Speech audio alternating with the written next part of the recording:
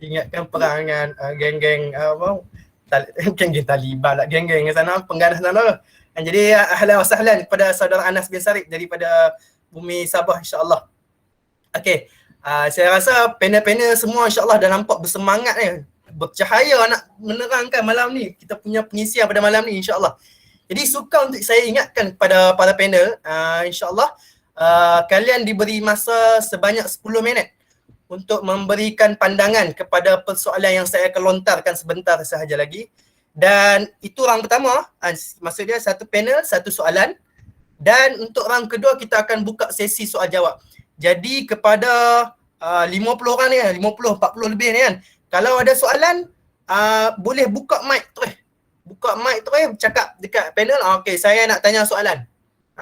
Ataupun kalau malu sangat, saya malu kalau malu sangat, tulis kat chat, nanti apa nama dia, nanti tim admin kita akan baca dan akan sampaikan ke panel. Tapi kalau nak lagi afdalnya, sampaikan teruslah kat ni kan, lagi dari hati ke hati kan, insya-Allah.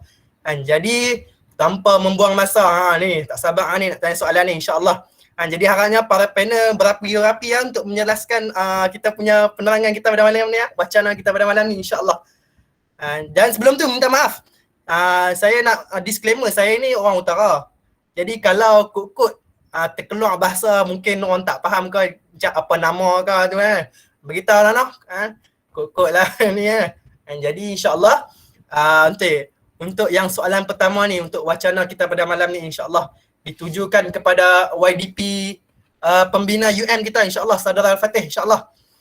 Saudara Al-Fatih, dengar ke? Okey, jelas. Semangat. Okey, semangat. Saya nak bertanya kepada Saudara Fatih, kita ni tiap-tiap hari nyanyi, tiap-tiap tahun, bila sampai bulan 8-nya akan dinyanyikan di corong radio lagu Negaraku, lagu Jalur Gemilang, lagu macam-macam lagu kan. Lepas tu kalau agensi sekolah, mungkin sekolah ataupun agensi kerajaan ataupun NGO ni dia akan buat pertandingan sajak, pertandingan pantun, syair, macam-macam, semata-mata nak bagi masyarakat tu sedar akan perjuangan tokoh tanah air tu. Mungkin di mana Malaysia tu merdeka kan, kita nak timbulkan rasa bangga, aizah kepada negara ini. Tapi kita nak tanyalah, saya nak tanya kepada Saudara Fatih, bila mana kita sebut tentang merdeka ni, apa perspektifnya daripada segi Islam tu sendiri? Apa yang Islam definisikan sebagai merdeka itu sendiri, insya-Allah. Jadi saya teruskan kepada Saudara Fatih untuk terangkan yang lebih lanjut. Wal tafaddal mashkura, insya-Allah. Okey, baik. Bismillahirrahmanirrahim. Alhamdulillah, syukur pada Allah Subhanahu wa taala. Assalamualaikum warahmatullahi taala wabarakatuh kepada rakan-rakan Islam, Muslim, dan saya juga dimaklumkan ada beberapa sahabat kita yang pada malam ini yang bukan daripada non-Muslim. Jadi saya ucapkan selamat sejahtera dan salam satu Malaysia. Salam satu Malaysia tu. Okey, baik. Okey, jadi insya-Allah kita bersama-sama pada hari ini, ialah untuk bersatu hati.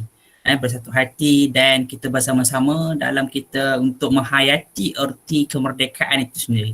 Dan terima kasih kepada saudara moderator, saudara Wail Wail pada jauh nun daripada utara, kita ambil daripada USM tu. Okey, dan yang saya hormati juga rakan-rakan panel yang berada bersama-sama dengan saya.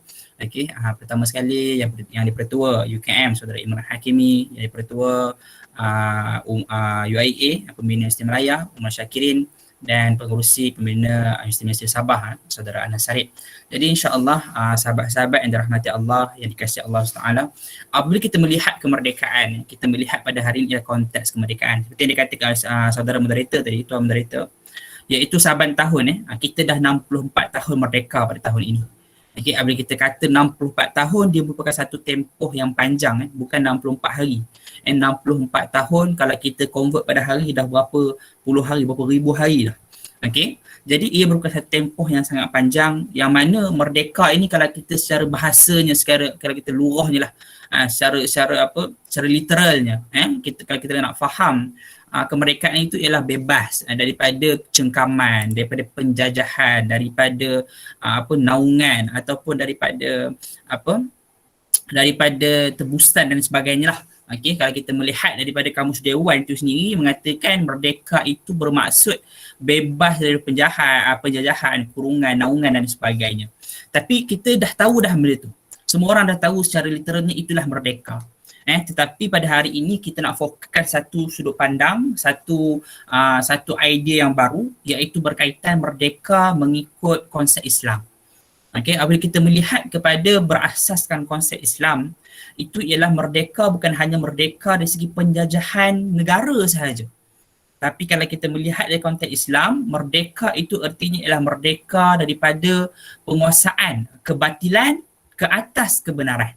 Ini yang kita nak melihat kepada konteks merdeka yang sebenar yang kita nak bawa pada malam ini, ialah kita ini berjaya sebagai hamba Allah Subhanahu Wa Taala. Kita tahu apa sebab kita dilahirkan di dunia, apa sebab kita berada di sini, apa tujuan kita, apa hala tuju kehidupan kita, apa matlamat kehidupan kita.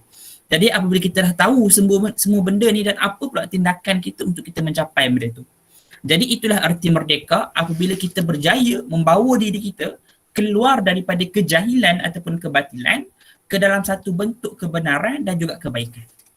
Okey? Dalam Islam itu antara salah satu erti kemerdekaan, dan saya suka untuk petik juga kata-kata daripada Syed Muhammad Naqi Al-Attas, seorang tokoh yang saya kira semua orang kenali, yang mana menurut beliau dalam satu bukunya, apabila disebutkan kebebasan, kalau kita tahu merdeka itulah bebas lah, okey, tapi sebenarnya kebebasan ataupun kemerdekaan dalam tradisi Islam itu sendiri ianya merujuk kepada ikhtiar ataupun pilihan, bukannya hurriyah, bukan satu kebebasan mutlak.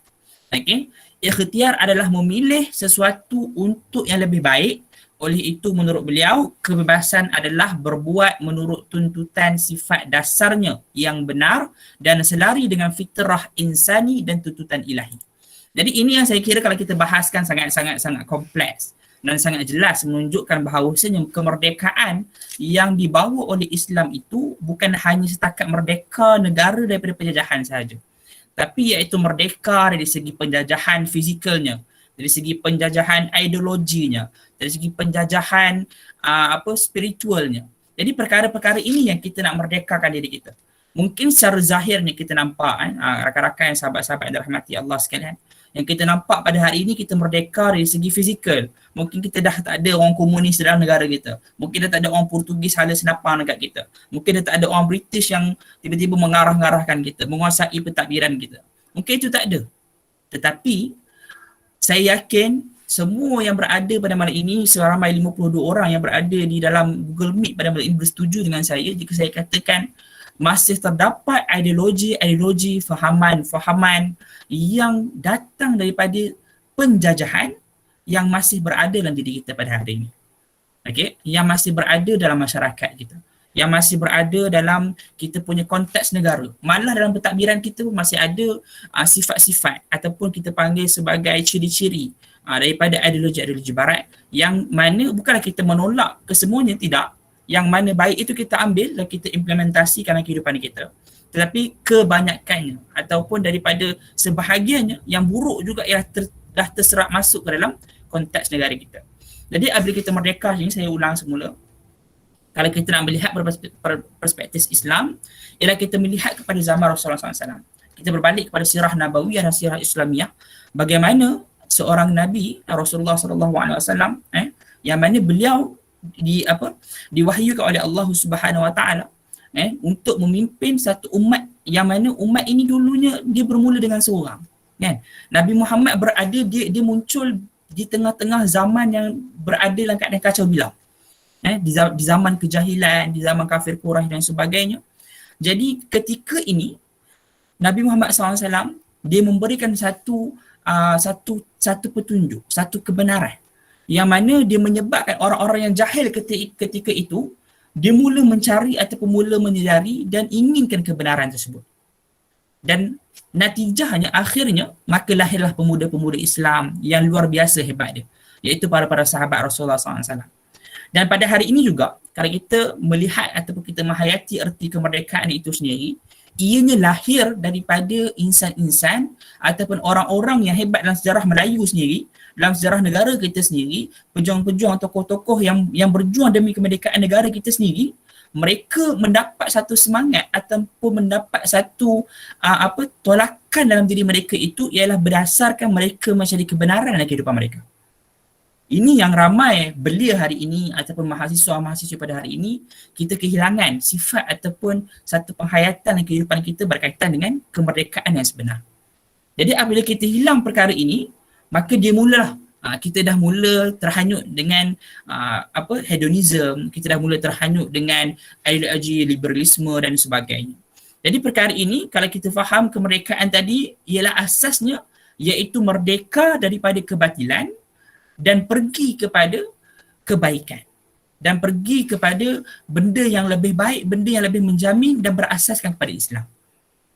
Maka apabila kita fahami perkara ini, kita faham bahawa kemerdekaan bukan hanya setakat kita membebaskan diri kita daripada penjajahan fizikal, tetapi juga dari segi ideologi, dari segi fikiran kita, dari segi perlakuan, tindakan kita secara individu. Dan kalau kita lihat bagaimana Rasulullah SAW membina sebuah negara Islam itu di tengah-tengah kekalutan zaman waktu itulah. Kalau kita nak bandingkan zaman sekarang, kita ada cabaran kita, kita ada cabaran kita. Zaman Rasulullah ada cabaran dia. Zaman para sahabat ada cabaran-cabaran tertentu dia. Dan kita tahu hari ini cabaran kita ialah zaman digital, zaman kita dunia di hujung jari, penuh dengan maklumat tanpa tapisan dan sebagainya. Maklumat yang hujung jari ni bagus, tetapi kalau tidak ditapis dan tidak disaring dengan baik, dia boleh memberikan satu impak yang buruk juga. Jadi saya kembali kepada perspektif merdeka yang ditanyakan oleh saudara moderator kita, saudara Wail, berkaitan dengan perspektif Islam terhadap merdeka itu ialah membebaskan diri kita bukan sahaja daripada penjajahan fizikal, tetapi juga ialah penjajahan mental, ideologi dan lain-lain. Okey. Dan kalau kita melihat bagaimana mahasiswa dan mahasiswi hari ini menghayati kemerdekaan, kalau kita lihat sangat mengharukan, maksudnya sangat menyayat hatilah. Okey, kalau kita lihat biasa kalau kita tengok dia ada akhbar tiap tahun, sebelum Covid ni, tiap tahun kalau kita perhatikan dia ada akhbar, malam merdeka ni terkenal dengan malam apa? Malam buat projek, kan?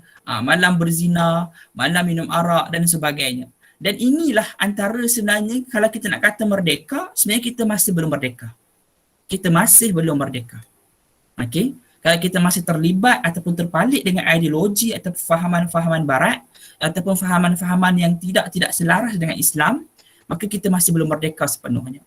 Jadi bagaimana kita nak mendapat kemerdekaan yang hakiki itu ialah pertama berlandaskan pada Quran dan Sunnah dan kemudian berlandaskan kepada kebenaran.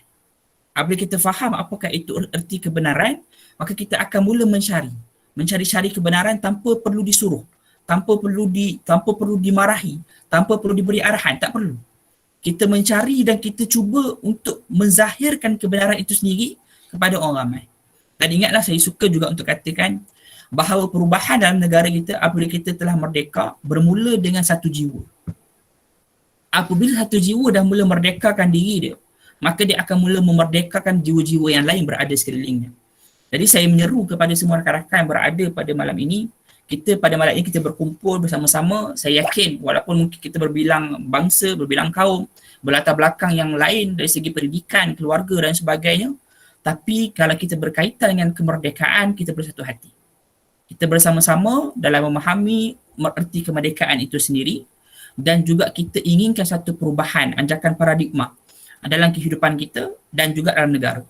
Okey, jadi poin yang terakhir saya ialah saya tekankan kemerdekaan bukan hanya dari segi penjajahan fizikal, tetapi dia juga ialah membebaskan diri kita daripada kebatilan. Okey, jadi insya-Allah moga-moga dengan sedikit saya kira soalan pertama ni sebagai pembukaan lah kepada panel-panel lain nanti untuk membawa kita punya perbincangan ini kepada lebih yang mendalam dan lebih terperinci insya-Allah. Jadi saya rasa itu sahaja. Saya serahkan kembali pada saudara moderator kita, saudara Wail, insya-Allah. Jadi masya-Allah, terima kasih kepada saudara Fatih. Sebelum tadi saya tadi tak pakai earphone. Sekarang ni bila saya cakap jelas tak suara? Jelas kan? Jelas, mantap insya-Allah. Jadi terima kasih kepada saudara Fatih atas kupasan yang bagi saya sangat memaknai jiwa inilah. Dan saya nak kongsilah sikit apa yang Fatih cakap tadi tu. Dan bila disebut tentang Malam Merdeka, saya pernah buat 3 tahun lepas, 2017, 2018. Dan saya bawa apa nama anak-anak buah ni, mungkin dalam sekolah menengah ni, kita panggil usrah lah, usrah sekolah menengah ni, kita pergi pada malam merdeka. Saya bawa naik kereta, ditemani oleh seorang lagi sahabat lah, pergi ke satu tempat di Penang. Kalau di Penang ni dia ada pesisiran pantai. Dan kalau tiap malam je mesti ada geng-geng lepak apa tepi-tepi pantai tu lah kan.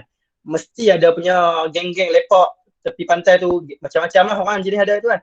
Ada couple-nya daripada band, gitaris semua dan. Tapi saya bawa ke satu malam merdeka dengan sahabat saya dalam 4 ke 5 orang anak-anak buah lah, budak sekolah menengah. Pergi ke situ, Masya Allah, penuh dengan aktiviti-aktiviti di pantai tu kan. Kita tengok, wish, macam fun fair pun ada kat pantai tu kan. Malam merdeka ni, malam merdeka. Jadi saya terfikir kan, di mana silapnya beliau pada hari ni kan dalam nak memaknai hari merdeka tu sendiri kan. Adakah bila kita disebut merdeka kan, disebut hanyalah sebagai cuti umum untuk kita sama-sama berhura-hura. Ni dalam kalangan beliau lah, orang tua-tua ni tak tahulah dia bawa orang malam merdeka kan. Ni kita nak cerita pasal beliau ni kan. Macam-macam aktiviti yang mereka buat kan. Ni di Penang lah kan. Kalau Penang pun macam tu, KL, Masya Allah, tabarakallah kan, lagilah dahsyat kan. Jadi kita nak berganjak kepada panel seterusnya ni, saudara Imran Hakimi ni kan. Jadi saudara Imran, anda masih berada di Angkasa Puri? Alhamdulillah masih lagi. Masih lagi, insya-Allah. Jadi saudara Imran Hakimi kan, saya nak bertanya lah kepada saudara Imran ni kan, bila kita sebut tentang jiwa merdeka tu kan, jiwa merdeka. Saya nak bertanya kepada saudara Imran, sebab apa beliau sekarang ni gagal nak memaknai jiwa merdeka? Asal sebut merdeka je, pesta pantai ataupun kalau di KL dulu mungkin Lambi Valley ke apa, wallahualam lah kan. Ada saja aktiviti malam merdeka. Di mana silapnya beliau sekarang ni dalam nak memahami erti kemerdekaan tu? Dan mungkin boleh terangkan sedikitlah apa yang dimaksudkan dengan jiwa merdeka tu sendiri, insya-Allah. Jadi tafadhal mashkuran, the floor is yours. Okey, terima kasih saudara moderator. Okey, sebelum tu kan saya cakap lah, saya pun dah lama tak dengar logat utara sebenarnya. Bila dengar ni kan, rasa rindu kat Iskandar. Okey, terima kasih moderator untuk soalan. Okay, sekarang ni kan, sekarang ni saya tengok ada 2 soalan kan. Satu lagi berkenaan dengan mengapa digagal dan apakah erti kemerdekaan yang sebenar bagi seorang pemuda. Okey, saya mulakan dululah dengan erti kemerdekaan untuk seorang pemuda tu. Bila kita cakap soal kemerdekaan dan juga pemuda ni, saya rasa benda ni berkait rapat. Sebab apa tahu? Sebab kalau kita tengok kan, kita usaha mendapat kemerdekaan di Malaysia secara umumnya digerakkan oleh pemuda-pemuda di Tanah Melayu, di Sabah dan juga Sarawak. Dan ini menunjukkan bahawa pemuda waktu dulu memang hebatlah untuk menegakkan kedaulatan negara masing-masing. Okey, dan itu cerita yang dulu tau. Dan sekarang ni kita nak tahu apa erti kemerdekaan bagi seorang pemuda. Baiklah, untuk jawapan ni saya telah merujuk daripada salah seorang ulama kita, iaitu Syekh Muhammad Said Ramadan Al-Buti, okey, seorang ulama daripada Syria yang telah mengarang satu kitab yang bertajuk Solusi Islam buat para Pemuda. Baiklah, dia dalam karya tu dia mengatakan bahawa pemuda sekarang amat terikat dengan masalah-masalah sosial. Masalah dalam segi tidak beragama, mengabaikan tuntutan syarak, okey, sentiasa terikut dengan budaya luar. Jadi kalau kita tengok benda tu kan, kita sebagai seorang pemuda Islam, adakah kita merdeka sebenarnya? Kita rasa bebas tak apabila kita terikut dengan budaya-budaya luar tu sampai kita melupakan apa yang fitrah yang sepatutnya kita lakukan? Okey, sebagai seorang pemuda, okey, pemuda Islam pemuda yang ada beragama, kita sepatutnya ada asas untuk kita ikut, iaitu kita ikut agama kita lah. Tapi bila kita jadi seorang pemuda Islam kan, dan kita mengikut budaya-budaya luar, ideologi luar, so itu tak menampakkan bahawa kita merdeka. Kita dilihat sebagai seorang yang bercelaru, okey, mencampur aduk segala ideologi sampai ia membuat kita rasa terkeliru, dan ialah benda itu akan jadikan kita sebagai seorang yang memberontak. Jadi pemuda yang merdeka bagi saya adalah seorang pemuda yang celik untuk mengkaji sesuatu benda dan sesuatu ilmu sebelum dipraktikkan. Okey, dan macam inilah, sebelum kita terima ideologi tu, adakah kita lihat ideologi ni sesuai tak dengan kita? Ideologi liberal, ideologi sekularisme, okey, adakah ini sesuai untuk diterapkan di negara kita? Okey, sebab kita ni adalah merupakan dikelilingi dalam masyarakat yang majoritinya masyarakat Islam. Kita mempunyai agama sebagai pasak kehidupan satu masyarakat. Okey, dan apabila kita mengkaji satu ilmu, ia mampu membuka minda, seterusnya kita merdeka daripada kebodohan dan juga kejahilan. Itu yang dimaknakan sebagai seorang pemuda yang merdeka. Kita bebas seperti yang saudara Ahmad Al-Fatih itu tadi. Okey, yang bebas daripada segala apa-apa halangan. Okey, itu yang menunjukkan bahawa kita seorang pemuda yang merdeka. Merdeka daripada kebodohan, kejahilan untuk tidak menjadi masyarakat yang keliru dan bercelaru. Okey, dan apabila kita sudah bebas daripada kebodohan, okey, kita mampu melengkapkan diri kita dengan ilmu yang penuh di dada. Okey, kita faham apa ilmu yang sebenarnya patut kita amalkan. InsyaAllah kita akan menjadi pemuda yang berjiwa bersih. Okey, pemuda yang berjiwa bersih dan tahu apa tanggungjawab dan tuntutan yang perlu ditunaikan oleh pemuda itu untuk sebuah negara. Macam kita lah, kita merupakan seorang pemimpin untuk sebuah persatuan pelajar. Kalau kita sudah berilmu, okay, kita pelajar universiti kan, confirm lah kita berilmu kan, dah 2 tahun, 3 tahun belajar, InsyaAllah ilmu sepanjang semester lepas diterapkan dari diri kita, kita ingat. Dan itu menjadikan kita sebagai seorang yang merdeka untuk menentukan apa nasib kita di luar sana dan juga nasib rakan-rakan kita sebagai seorang pemimpin. Ilmu kita itulah yang kita akan tolong rakan-rakan kita keluar daripada kejahilan, daripada kekeliruan untuk bersama-sama kita mencapai kejayaan di universiti dan juga di luar sana. Okey, sebab apa tahu? Sebab saya dalam buku tu saya pentingkan soal ilmu dan juga pengkajian ilmu ni sebab tanpa ilmu kita tak akan mampu tahu apa yang kita nak capai pada masa depan. So, ini akan menunjuk bahawa kita terkongkong dalam satu ruang yang sempit. Kita macam dalam satu bilik yang gelap, kita tak tahu mana kita nak capai. Ilmu ni ibarat cahaya lah. Apabila kita ada ilmu, kita nampak apa yang kita nak ke depan tu, insyaAllah kita mampu untuk mencapai apa yang kita inginkan, apa yang kita ingin bentuk dalam diri kita, dan seterusnya apabila kita menjadi pemimpin, kita mampu memimpin masyarakat dan seterusnya negara kita. Okey.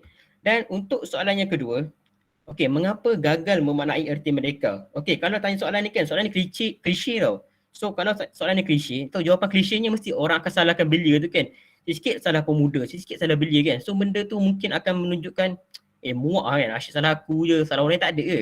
Okey, so dalam soalan ni saya tengok ada 2 perspektif yang perlu kita titik beratkan. Satu adalah perspektif belia dan satu lagi adalah perspektif masyarakat sekeliling.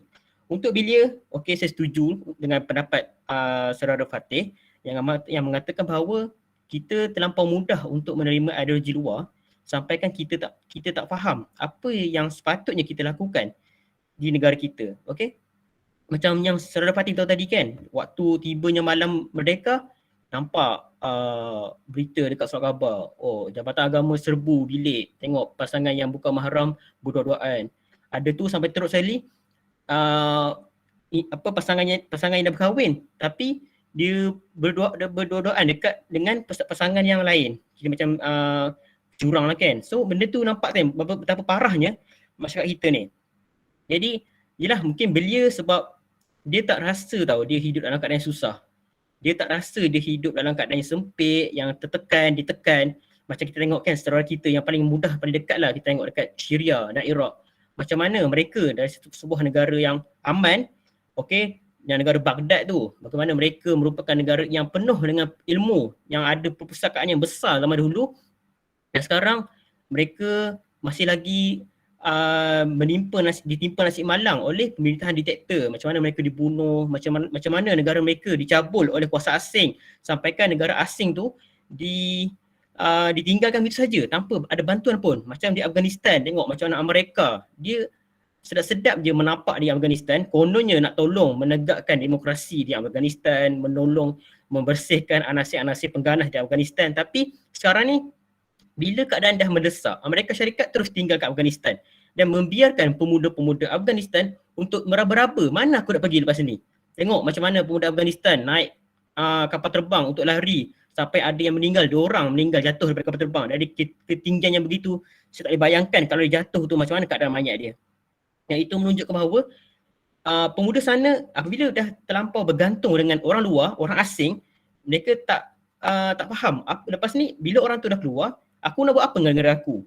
Dan itu masalahnya lah, kita terlampau bergantung dengan orang lain, dengan orang asing. Sedangkan kita ada watan, kita punya kedaulatan. Kenapa kita tidak mempercayai kita punya kedaulatan tu untuk memacu kita punya negara?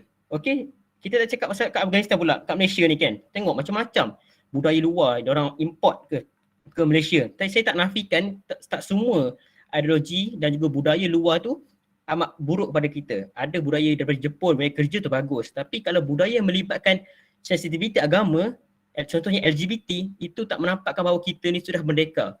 Sepatutnya merdeka ini perlu berterusan. Okey, zaman nenek moyang kita, mereka dah mencapai diorang punya kemerdekaan. Okey, nenek moyang kita dah merdekakan negara kita. Sekarang ni kita pula cicik dia, kita pula pewaris dia. Kita nak merdekakan negara kita ni dari sudut apa pula?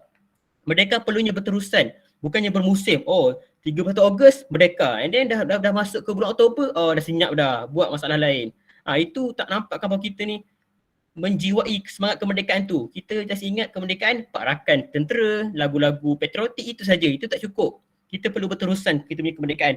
Dan perspektif terakhir adalah masyarakat sekeliling ataupun sistem yang kita ada sekarang ni lah. Okay, sistem sekarang ni kan kita tak ada ahli politik kita tak ada politik will untuk menaikkan kita punya kedaulatan. Kita masih lagi bergantung kepada ideologi negara luar. Saya tak cakap yang demokrasi tu tidak bagus, tapi kalau kita tak mampu untuk membentuk sebuah negara yang berdaulat, macam mana kita nak menaikkan semangat kemerdekaan dalam negara kita kan? So itulah sekarang ni pun masyarakat kita terlalu sibuk dengan isu-isu politik, tak sampai melupakan langsung soal apa yang kita nak naikkan negara kita ni. Apa negara kita kurang lagi? Negara, bukan politik tau. Kita nak bincang pasal negara, bukan kerajaan. Dan itu yang amat menyedihkan lah. Dan itu sahaja saya punya pendapat untuk kedua soalan tu, dan berbalik pula kepada moderator. Sekian, terima kasih. Masya Allah, kupasan yang sangat mantap lah Han. Daripada seorang pelajar sarjana muda sains politik, insyaAllah. Saya kira jawapan yang diberikan itu menggambarkan susuk tubuh orang yang mengambil, orang yang pakar dalam bidangnya sendiri, insyaAllah. Jadi saya doakan kepada saudari Imran Hakimi untuk terus sabar dan terus kekal dalam pengajian ini, insyaAllah, dan terus berbakti. Dan selepas grad ni, insyaAllah terus berbakti kepada masyarakat dengan ilmu yang saudara Imran ada, insyaAllah. Jadi untuk saya ingatkan sebelum kita teruskan kepada panel yang seterusnya, kita di ruangan komen akan diberi satu link pendaftaran keahlian pembina. Minta AJK Technical untuk naikkan link tersebut di ruangan chat untuk mungkin ada di dalam kalangan kita yang mungkin belum daftar sebagai ahli pembina, insyaAllah bolehlah mendaftar, khususnya kepada mahasiswa UM itu sendirilah, insyaAllah. Jadi berbalik kepada soalan seterusnya. Jadi terima kasih sekali lagi kepada saudara Imran atas kupasan yang sangat mantap sebentar tadi, insyaAllah. Bila disebut, saya nak teruskan kepada saudara Umar Syakirin daripada UIA, insyaAllah. Saudara Umar, anda masih berada di sini? Alhamdulillah. Masya Allah, terima kasih. Jadi saudara Umar, jadi bila kita dah sebut tadi, saya dah tanya kepada saudara Imran, bila kita dah tanya sebab dan punca, kita nak tahu pula inisiatif ataupun langkah-langkah yang perlu diambil kan. Kalau kita buat karangan, terenggan ni okey, yang terenggan pertama kesan akibat. Last tu mesti nak kena berbuah inisiatif ataupun kita punya solusi lah dalam permasalahan ini, insyaAllah. Jadi untuk soalan kepada Presiden Pembina UIA kita ni, saya nak bertanya lah kepada saudara Umar, apa sepatutnya langkah proaktif lah yang patutnya khususnya para belia ni kena ambil bila mana kita saban tahun duk sambut merdeka ni semangat merdeka kita ni semakin kurang dalam kalangan belia. Sampai sekarang ni bila kita buat, mungkinlah kalau kita pergi ke mana, ke dataran mana-mana kan, kita buat apa? Spot check, orang panggil apa, tanya soalan random lah dekat mana-mana belia. Saya menjangkakan apabila ditanya tentang apa yang kalian buat pada malam merdeka ataupun hari merdeka, saya menjangkakan banyaknya mungkin akan tak buat apa, melepak ataupun pergi konsert ataupun karnival lah apa-apa kan. Jadi kita tak nampak semangat aizah kemerdekaan tu sendiri dalam kalangan beliau ni. Jadi kita nak tanyalah saya nak bertanya kepada saudara Umar, apa langkah yang kita patut ambil khususnya saya nak kecilkan skop kepada pembina lah mungkin daripada segi sudut persatuan kita pembina, apa inisiatif kita yang kita boleh buat untuk kita nak menangani masalah ni, insyaAllah. Jadi tafadhal mashkuran. Kembali saya serahkan pentas kepada saudara Umar insya-Allah. Auzubillahiminasyaitonirrajim. Bismillahirrahmanirrahim. Assalamualaikum warahmatullahi wabarakatuh. Saya ucapkan kepada semua dan juga selamat petang lah saya ucapkan kepada yang ada. Pertama dengar suara saya kan? Jelas tak? Kalau jelas, okey. Alhamdulillah. Saya ucapkan terima kasih kepada khususnya kepada Pemuda UM Muslimah yang akan menjemput saya sebagai panel dalam satu boleh kata saya diskusi lah untuk membincangkan tentang kemerdekaan dawatan berkaitan dengan mahasiswa.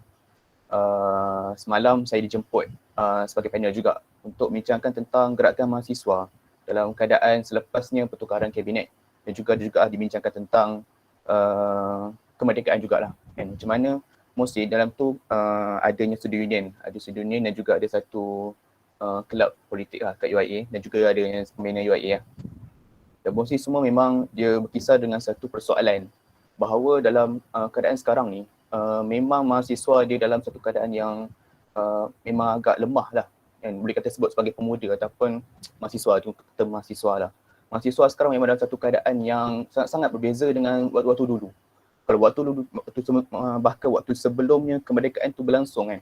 Kalau macam semua arif tentang sejarah, mungkin waktu sekolah menengah ada belajar tentang adanya kaum muda, ada kaum tua kan sebagainya. Waktu tu yang antara pioneer untuk kaum muda walaupun dia label sebagai melawan kepada British waktu tu, tapi kita boleh lihat kaum muda waktu tu dia memang dipelopori oleh golongan-golongan mahasiswa khususnya kan. Waktu tu, waktu zaman-zaman 1920-an, 30-an waktu tu, dia ada 3 golongan mahasiswa. Yang pertama, dia ada golongan mahasiswa yang berbackgroundkan agama yang berasal daripada Azhar, Mesir. Kedua, dia ada mahasiswa yang mesti pada British punya background lah. Tiga pun sama juga English punya background. Kita dapat lihat pemuda waktu tu, memang dia, even Malaysia, tanah Melayu waktu tu, belum sedia pun lagi untuk dimerdekakan daripada British, tapi mereka dah adanya macam satu message kesedaran untuk berikan kepada masyarakat sekeliling bahawa yang Malaysia ni patut dimerdekakan. Waktu tu pemuda waktu memang sangat-sangat power compare dengan pemuda sekarang. Macam tadi moderator dah ceritakan tentang apa waktu sekarang ni, bila tanya kepada mahasiswa ataupun golongan muda ni, mostly semua akan anggap tak ada apa sangat, orang muda lebih sibuk pada main game, sibuk pada movie sebagainya kan. So ini yang saya cuma nak bawa pada satu sudut pandang sebelum saya nak cerita pasal inisiatif. So inisiatif ni satu benda yang boleh kata agak mudah lah untuk orang fikirkan. Tapi yang masalahnya adalah di segi mentaliti seseorang tu. Macam mana seseorang tu difikir. Sebab kalau ada idea je, kalau macam dia adanya satu langkah untuk dia lakukan, tapi dia tak ada mentaliti untuk melakukannya, benda tu takkan berjalan. Okay. Cerita pasal langkah-langkah inisiatif lah. Mungkin saya rasa elok untuk saya pecahkan kepada 2 bahagian lah. Yang pertama, inisiatif dari sudut kita, diri kita sendiri, individu. Yang kedua, saya pecahkan juga kepada gerakan mahasiswa, betul tak? Moderator, pembina lah khususnya kan? Ataupun mana-mana gerakan mahasiswa. Ya, sahih, betul. Alhamdulillah. Tapi, dalam kita nak merasai semangat kemerdekaan ni, nak tak nak kita memang terpaksa belajar sejarah kan. Nak tak nak memang terpaksa belajar sejarah. Sebab apa? Sebagai contoh lah. Saya seorang pembonceng motosikal. Saya buat motosikal lah dari KL, dari Lembah Kelang. Sebab ni saya intern sebagai auditor. So banyak naik motor sebagainya. Tapi satu benda yang saya rasa saya agak takut bila naik motor ni adalah takut untuk berlakunya kemalangan yang saya sendiri kemalangan lah kan. So waktu memang agak takut lah bila berlaku kemalangan tu semua. Jadi apa yang saya buat adalah saya melihat video-video orang yang kemalangan tu macam mana. Orang yang buat kesalahan, contoh tak bagi signal, orang tu dia main masuk ke kiri kanan, dia tak apa-apa main masuk kan. So dapat tengok dia kemalangan, dia putus tangan, ada yang kepala, macam lah benda-benda yang gore lah. So bila saya melihat pada benda tu, saya merasakan satu perasaan, ni orang kata sebagai empathy lah, merasai apa orang tu rasa. Empathy yang macam mana orang yang kemalangan tu rasa kan.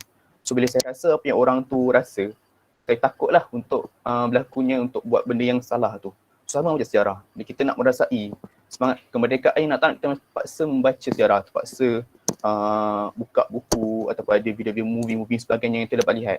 Supaya kita merasai macam mana orang dulu susah. Orang dulu nak dapat kemerdekaan susah. Orang zaman dulu dibunuh, diletak ke senapang dan sebagainya kan. Sebab bila waktu tak merdeka ni sangat-sangat berbeza dengan waktu sekarang kan. Di waktu sekarang kita mesti semua take for granted kan. Kita ada internet, kita ada laptop, kita ada aircon dan sebagainya kan. Berbeza dengan zaman dulu. So memang nak tak nak, kita memang paksakan diri kita untuk baca sejarah, untuk kenali sejarah kan. Sebab sejarah ni dia akan pulang. Lepas tu ada pembina pula gerakan mahasiswa lah. Gerakan mahasiswa memang nak tak nak, dia memang terpaksa untuk menyedarkan mahasiswa yang ada dekat universiti lah yang ada. Sebab mostly semua kebanyakan lah, even saya sendiri pun kalau macam tak dibuatnya program pada bulan kemerdekaan ni daripada pembina, Prisma sebagainya kan, mungkin saya tak feeling untuk meraihkan kemerdekaan. Sebab sekarang zaman online semua kan, zaman mana memang kita tak keluar, tak jumpa orang, duduk bilik je kan, jumpa tengok laptop, pagi bangun, sarapan, lepas buka laptop buat kerja, tutup balik laptop, sebaring macam tu. So memang dia feeling tu tak ada. So sebagai gerakan mahasiswa pembina, kita banyak lakukan banyak program lah, macam pembina UIA dah ada 2 talk berkenaan dengan mereka yang akan datang pun ada dia hari Selasa ni kan. Pembina UM pun semalam ada juga tu punya saudara Fateh ada talk bersama dengan Ustaz Syed Isra. Hari ni talk daripada pembina UM.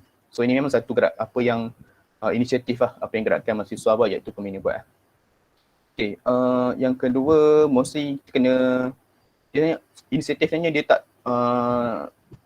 tak khusus only kepada gerakan mahasiswa sebenarnya. So banyak patutnya dia inisiatif yang bersama yang dipatut dibuat oleh satu negara sebenarnya kan. Kalau kita lihat, tapi itu pun sekarang waktu zaman COVID, tapi itu boleh di-justify lah kenapa tidak difokuskan sangat. Itu waktu sekarang kalau kita lihat tak banyak satu macam video-video atau movie yang mana dia dapat mengajar pada masyarakat tentang kemerdekaan itu. Kan kalau ada movie pun, movie yang lama-lama lah, movie Bukit Kepong, movie Lieutenant Adnan, movie Sahati Malaya, tak sini tajuk dia apa. Banyak movie, tapi movie tu mesti semua lama-lama lah. Dia tak adanya macam remake, tak ada macam animation yang buatkan mahasiswa ni dia nak. Sebab mahasiswa ni, kita tak boleh nafikan lah, memang sifat mahasiswa ni mesti ada yang suka main. Memang ada yang suka main. Memang ada yang tak minat benda-benda yang sejarah, dokumentari ni memang tak minat. Kan, terpaksa nak tackle isu tu sebenarnya. Dia memang memerlukan satu kuasa luar banding pada gerakan mahasiswa itu sendiri. Dia memerlukan kerajaan khususnya kan. Kementerian Multimedia, jabatan dalam media tu ada finance sebagainya untuk kita banyakkan movie yang mana dapat mengajar mahasiswa ataupun masyarakat yang ada untuk dia lebih kenali tentang sejarah lah. Itu satu lah yang poin nombor 3 rasanya.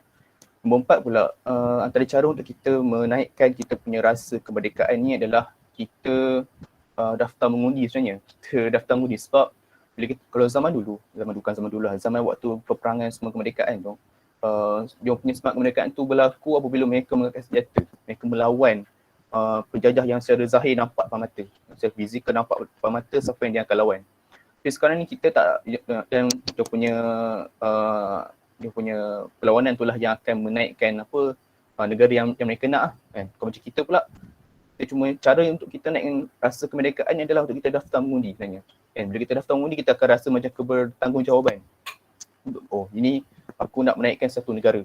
Itu sebenarnya yang antara cara juga untuk kita nak zahirkan kita punya rasa untuk membangunkan negara lah. Kan. So, antara cara-cara lain memang mahasiswa ni dia macam yang tadi lah. Semalam dibincangkan tentang apa definisi sebenar mahasiswa ni. Mahasiswa ni dia tak boleh sebenarnya cukup hanya kelas, tak cukup hanya semata untuk dia belajar ataupun main game, paling teruk mungkin main game, ada movie. Maksudnya dia terlampau ke arah benda tu. Hidupnya mungkin kelas, main game, movie, apa lagi? Kalau macam dekat dulu waktu zaman fizikal, zaman tak adanya COVID semua ni, mungkin kafe, lepas tu pergi katil lah 3K kan. Sepatutnya mahasiswa ni dia fikir memang lebih lagi. Memang kita terpaksa mengalas satu tanggungjawab sebab mahasiswa ni adalah satu cerminan bahawa mahasiswa ni yang akan datang pada masa akan datang tu macam mana negara tu. Nak tak nak memang mahasiswa dia terpaksa untuk mendidik diri dia untuk mendalami pengetahuan yang ada tentang sejarah lah, khususnya sejarah macam mana Malaysia ini mendapat kemerdekaan, macam mana zaman dulu penjajah itu menjajah Malaysia kan. Itu saja. Lebih kepada macam mana untuk kita mendidik diri kita dengan ilmu-ilmu yang ada lah. Wallahualam, situ saja. Kembali kepada moderator. Kena jawab soalan yang tak apa, moderator. Ada soalan daripada pemimpin bersaudara tu. Boleh pula tanya kat moderator. Moderator ni dah cikai je kan. Dengan panel-panel yang penuh dengan ilmu di dada ni, kita pula tengok. Tapi tak apalah, insyaAllah. Dan saya akan cuba menjawab di sesi kedua. Dan jadi, cara panel nak jawab kan, cuma nak bagi moderator ni yang pacal yang menjawab. Disebabkan peserta minta panel, minta moderator, so kita meraihkan lah. lain macam forum kali ni, insyaAllah kan. Dia moderator and panel. Boleh lah tu. 2 in 1. Jadi insyaAllah kan. Jadi terima kasih kepada saudara Umar atas pencerahan tadi kan. Saya tertarik pada satu poin saudara kan. Bila mana nak melahirkan rasa hibbul rasa cintanya hibbul watan ni kepada negara ni, cinta kepada negara ni, nak tak nak kita kena belajar sejarah. Nak tak nak kita kena belajar sejarah, itu yang penting. Itu yang pertama. Kerana apa? Kerana bangsa yang bangkit daripada sejarah ini adalah bangsa yang kuat. Saya ambil contoh daripada bangsa Korea kan. Bangsa Korea ni sebelum perang dunia kedua ni, ya Allah, Masya Allah, mereka punya ekonomi ni sangat qablah lah, terkebelakang. Kan, jadi bila mana kalau tengok lah kan, kalau tengok movie-movie Korea lah kan, saya tak kata saya tengok, tapi saya tumpang tertengok lah movie-movie Korea ni kan, zaman-zaman Joseon tu kan. Kita tengok zaman-zaman Joseon punya apa nama orang Korea pada tu sangat daif kan. Orang apa dengan lantainya, dengan rumahnya, keadaan masyarakatnya, Masya Allah, sangat tak teratur lah kan, kotor kan. Tapi sekarang ni bila kita pergi Korea kan, Masya Allah kan, saya harap yang tak ada yang duduk dalam ni semua Insya Allah taklah bukan K-pop lah Insya Allah, tapi nak K-pop pun boleh lah, tapi berpada-pada lah Insya Allah kan. Kita tengok Korea sekarang ni Masya Allah maju daripada segi teknologi kan, pelancongan, Masya Allah, mereka bangkit menjadi sebuah negara bangsa yang hebat kan. Dan salah satu rahsia kebangkitannya tu ialah mereka bangga dengan sejarah mereka. Saya nak kongsilah sekejap kan, balik sekejap lagi habis forum ni, kalian semua pergilah buka movie, satu movie nama dia Admiral Roaring Currents, cerita tentang Korea. Admiral Roaring Currents, cerita ni menggambarkan tentang seorang panglima Laksamana Korea pada waktu itu kan, di mana pada lah ni kalau kita pergi Korea kita akan nampak tugu apa Laksamana yang berjaya mengalahkan armada Jepun tu kan. Betapa mereka bangsa Korea ni sangat mengaizahkan, rasa kagum walaupun mereka dah maju daripada segi kehadapan, tapi Masya Allah, merasa aizah mereka kepada sejarah-sejarah mereka yang lampau tu sangat tinggi kan. Ni kalau kita pergi, saya bukanlah nak compare dengan Malaysia punya lah kan. Saya minta maaf ambil masa sikit panel. Saya teruja nak berkongsi sebab apa? Sebab bila saya nak bandingkan Malaysia dengan Korea ni daripada segi pemuliharaan sejarahnya tu sangat jauh kan. Kita mungkinlah ada rumah di Pasir Salak tu kan. Kalau di Kedah sendiri ada satu rumah, tak silap saya, bukan rumah, minta maaf, di Kota Kuala Kedah. Dan di Kota Kuala Kedah tu satu kota yang agung, satu kota yang hebat kan. Kalau di Melaka, Kota Melaka kan.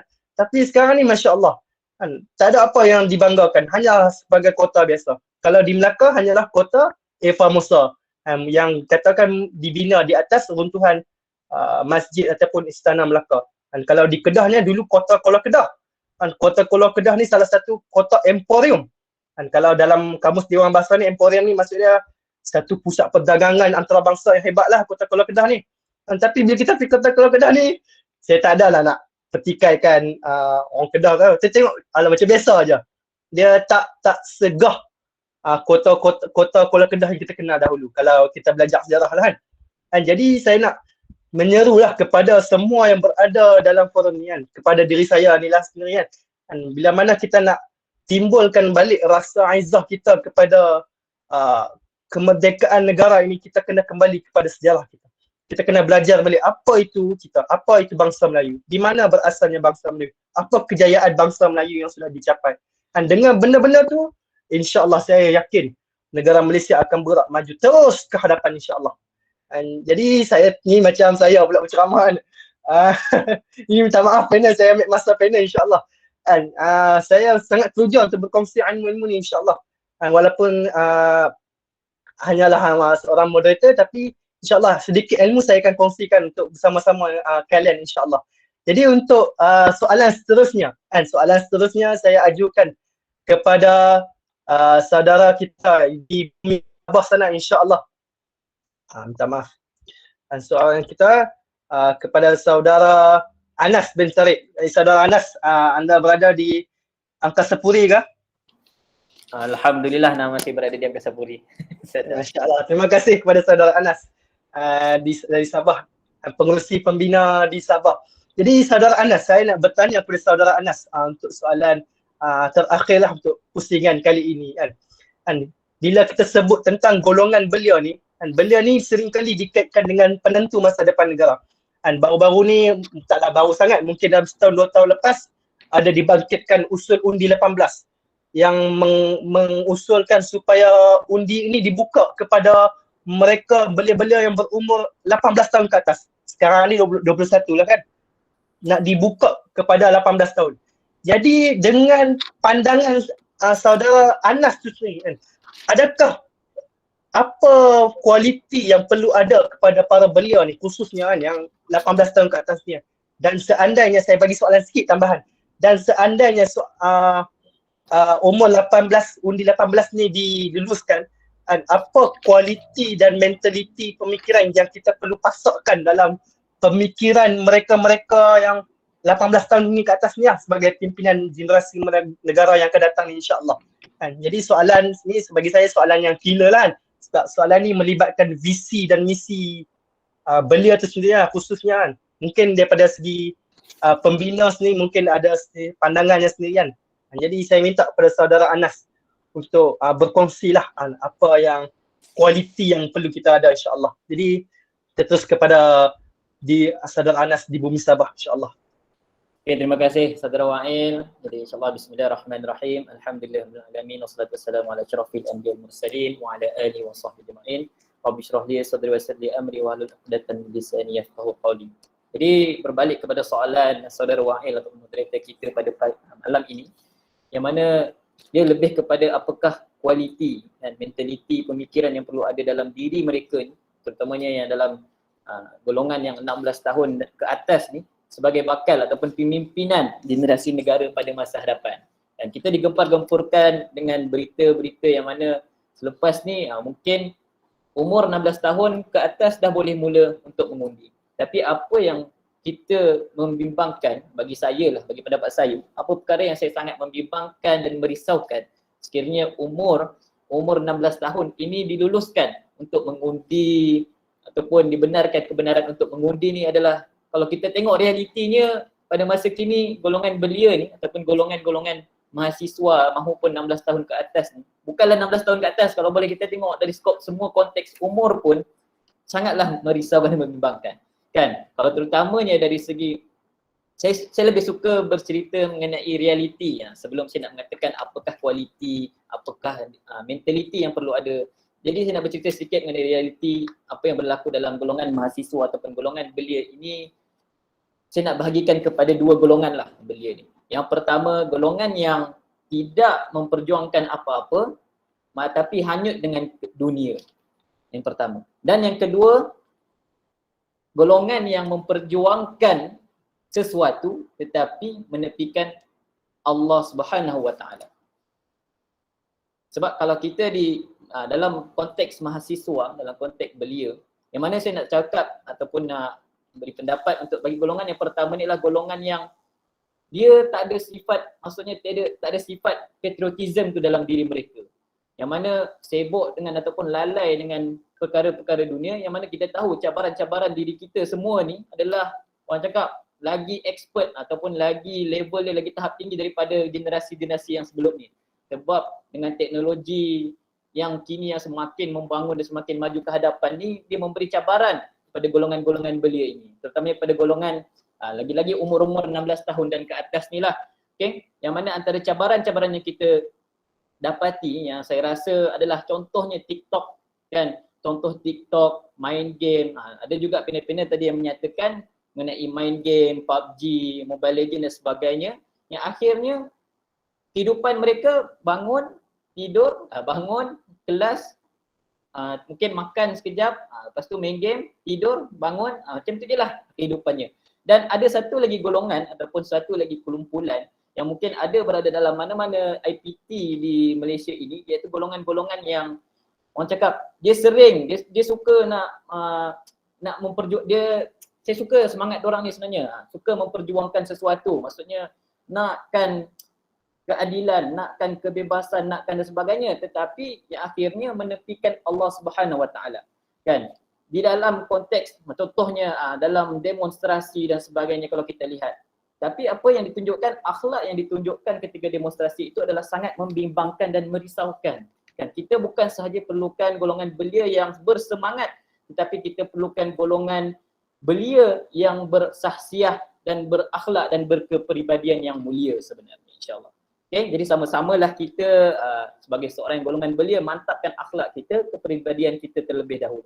Jadi antara cabaran-cabaran yang dihadapi oleh masyarakat sekarang, ini hasil daripada saya dapat tadi pagi saya baru terlibat menjadi moderator untuk forum, itu lebih pada kekeluargaan lah. Tapi apa yang saya boleh kongsikan untuk pada malam ini, saya rasa dia merupakan satu cabaran yang sangat, orang cakap, cabaran-cabaran yang sangat teruk lah dalam kalangan golongan belia juga, yang mana yang pertama adalah buta.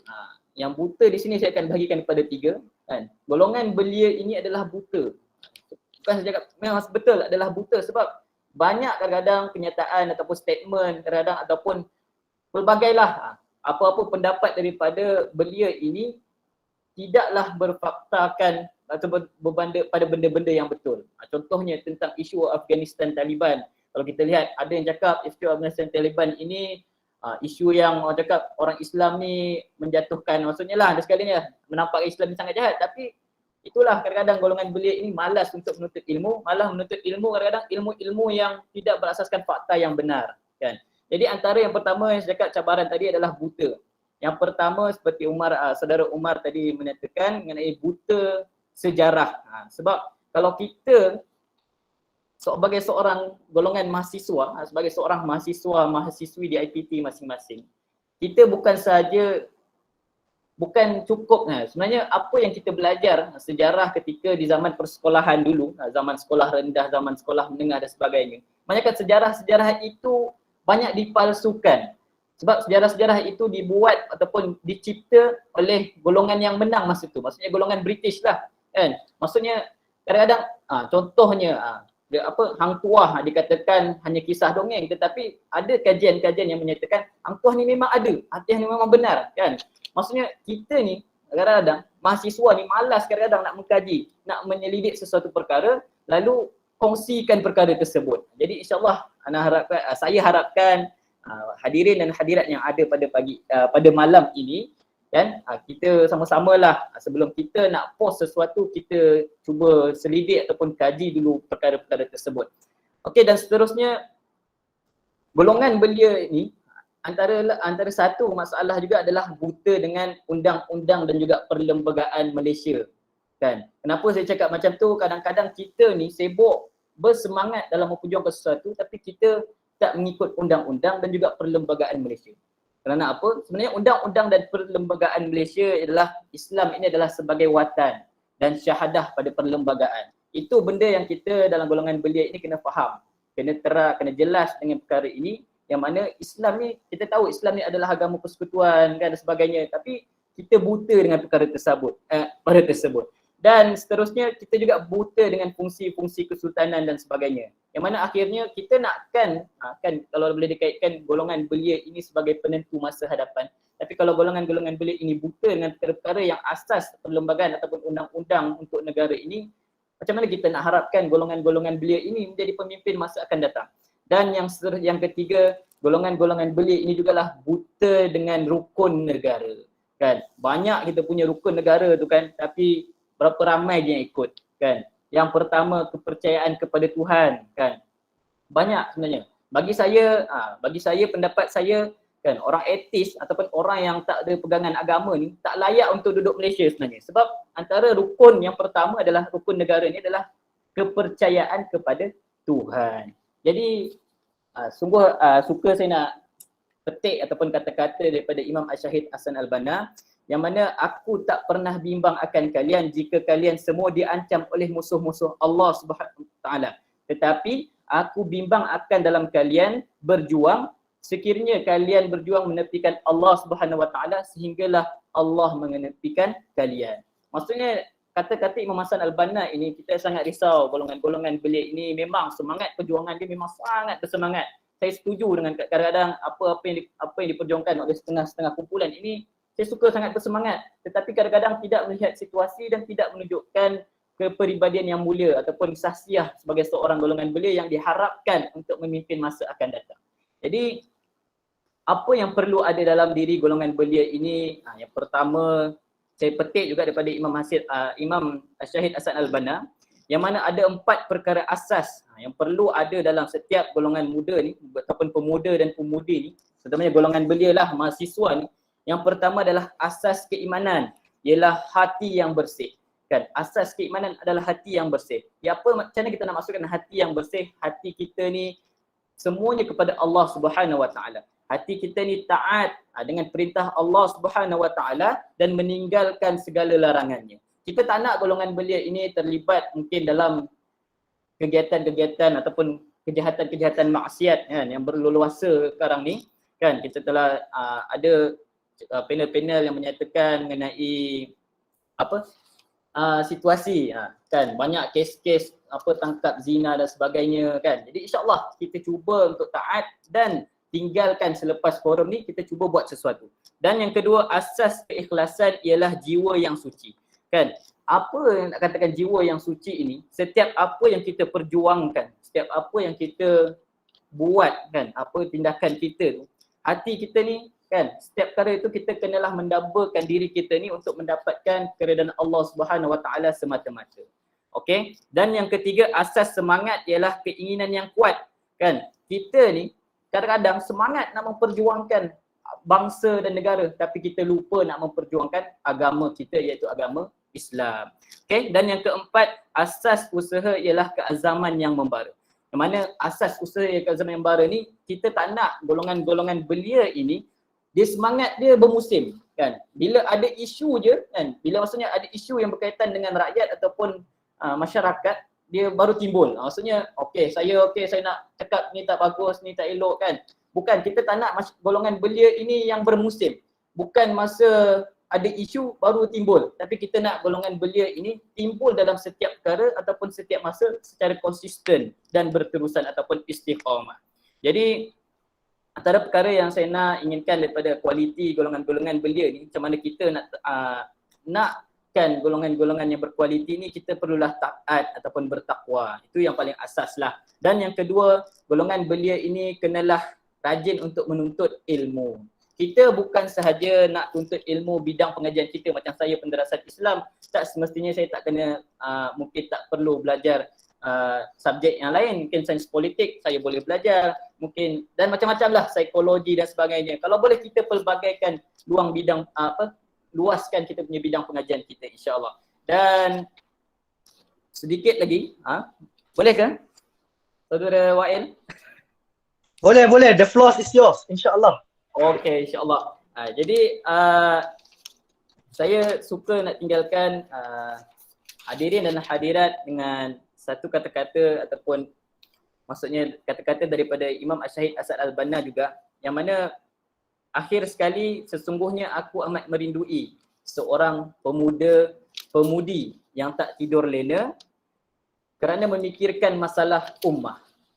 Maksudnya kita kurang, bukanlah saya nak cakap mungkin daripada dalam kalangan pembina mungkin ya, tapi daripada jumlah sebilangan besar golongan belia yang ada di Malaysia ini, kalau setakat pembina je yang fikir, berapa ramai lagi kan? Maksudnya nak tampung kekuatan ataupun nak tampung tanggungjawab untuk merealisasikan belia ini menjadi penentu masa hadapan. Kita perlukan semua ataupun semua dalam kalangan kumpulan ataupun persatuan lah yang mana ada untuk bergerak bersama-sama insya-Allah bagi merealisasikan yang mana belia ini penentu masa yang akan datang. Jadi suka saya nak mengajak golongan belia ataupun kita lah mahasiswa, saya juga kan, nak mengajak diri saya dan anda semua yang pada malam ini golongan belia ini perlulah, maksudnya mempunyai keazaman dan juga mempunyai keazaman lah, bukan sahaja sekadar untuk bangsa dan negara, tetapi perlulah ada keazaman untuk agama, yang mana agama kita adalah agama Islam. Dan akhir sekali, apa yang saya katakan, golongan belia ini perlulah bukan sekadar ada visi untuk dunia saja, tetapi kena ada visi untuk akhirat juga. Yang mana visi akhirat kita, setiap apa perkara yang kita nak perjuangkan itu mestilah mendekatkan diri kita kepada Allah Subhanahu Taala dan mendapatkan keridhaan Allah Subhanahu Taala. Dan golongan belia juga, yang kedua saya nak minta, sedar diri anda. Sedar diri yang mana kita ini adalah golongan hamba, ataupun kita ni sekadar hamba kepada Allah Subhanahu Wa Taala saja. Kita bukanlah siapa-siapa. Kita hanyalah hamba Allah Subhanahu Wa Taala yang mengikut ataupun melaksanakan perintahnya dan meninggalkan larangannya. Dan yang terakhir sekali, golongan belia ini perlulah jelas peranan sebagai khalifah. Inilah yang perlu diterapkan dalam kalangan ataupun umur 16 tahun yang dan ke atas ini, sebab adalah perkara yang sangat menyesalkan bila umur 16 tahun ini mengundi, kalau tak sedar 3 perkara ini, maka apa nak jadi dengan Malaysia kan? Jadi wallahu a'lam bisawab, insya-Allah saya serahkan kembali kepada saudara Wa'il. Masya-Allah, tabarakallah. Terima kasih kepada saudara Anas bin Sarip atas kupasan yang bagi saya menjawab soalan yang saya lontarkan sebentar tadi, insya-Allah. Terima kasih kepada saudara Anas dari Sabah. Jadi saya harap insya-Allah kupasan ini insya-Allah daripada keempat-empat panel ni menjawablah soalan. Jadi untuk perbahasan yang dibahaskan oleh saudara Anas bin Sarip tadi, saya boleh simpulkan dalam satu pesanan daripada almarhum Umar Tilmisani, satu ulama kalam ulama lah kan. Saya baca al-hikmah asy-syuyukh fi hammasah asy-syabab, yang membawa maksud kebijaksanaan orang tua di dalam semangat anak muda. Orang muda ni memang semangat berapi saya sebut. Kalau kita ajak pergi demonstrasi, anak muda yang pertama yang akan menyahut seruan tu. Kalau di universiti kan, masya-Allah, demo-demo yang dilancarkan kan. Saya tengok UM ni pun antara gerakan mahasiswanya pun sangat kuat kan. Dia boleh dikatakan zaman Anwar Ibrahim tu, masya-Allah kan, sampai bergegar pagar gate UM tu kan, masya-Allah. Apa nama Hamasah Asy-Syabab, semangat anak muda tu. Tapi kalau tak dilandaskan dengan hikmah orang tua ataupun hikmah orang yang terdahulu, orang-orang yang bijaksana, maka itulah ini adalah tak akan terhasil berdemonstrasi tanpa matlamat, hura-hura. Jadi ini adalah salah satu benda yang mungkin pembina boleh initiate kan. Kita mungkin boleh jadi persatuan yang pertama boleh initiate. Yang mahasiswa ni janganlah semangat saja kan pergi demo kan. Kalau nak buat tuntutan tu jangan pergi demo kan. Maksudnya ada benda-benda lain yang kita boleh rundingkan, kita boleh laksanakan kan. Mungkin daripada segi sudut diplomasinya kan. Saya pun dah dimaklumkan dalam himpunan mahasiswa kita pada sebelum ini di HIMAH 2019 kan. Kalau untuk pengetahuan himpunan yang dianjurkan oleh pembina ni kan, salah satunya kita nak menghapuskan pemahaman bahawa mahasiswa ni kuat berdemo kan. Bila sebut mahasiswa je berdemo kan. Kalau tak puas hati mesti berdemo kan. TNC naikkan yuran mesti naik demo kan. Jadi benda-benda tu dah jadi sangkaan buruk terhadap mahasiswa, khususnya anak muda kan. Jadi kita nak hilangkan benda tu, insya-Allah kan. Jadi untuk soalan untuk pusingan seterusnya, saya nak buka kepada soalan daripada para peserta 50 lebih orang ni kan. Takkan tak ada satu soalan pun kan. Jadi saya rasa ada soalan nak ditanya tu. Jadi saya buka kepada soalan sebanyak selama Al-Fatih 10 minit ke 15 minit? 10 minit insya-Allah. 10 minit insya-Allah untuk soalan. Saya buka di ruangan komen, dan lebih afdal, lebih aula, lebih utamanya kalau boleh bersuara di mikrofon, insya-Allah. Lagi hati ke hati lah, insya-Allah. Panel pun boleh memahami jiwa orang yang bertanya tu kan. Jadi saya buka kepada soalan 50 orang ni, insya-Allah. Di ruangan komen pun boleh type saya akan bacakan. Tapi kalau boleh buka mikrofon tu lagi bagus ya.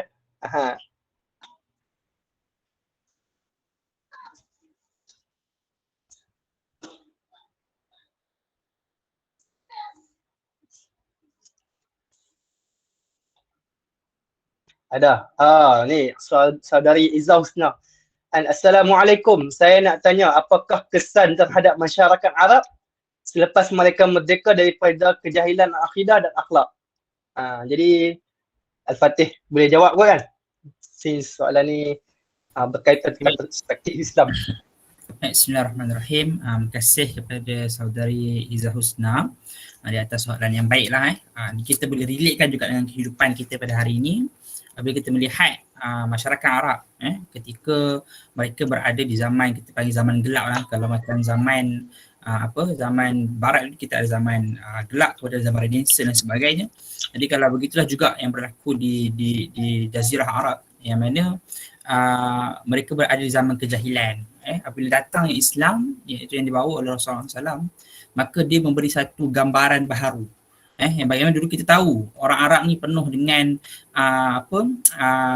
adat ataupun dia punya sifat keganasan mereka itu. Menindas kaum wanita, lepas tu merompak dan sebagainya.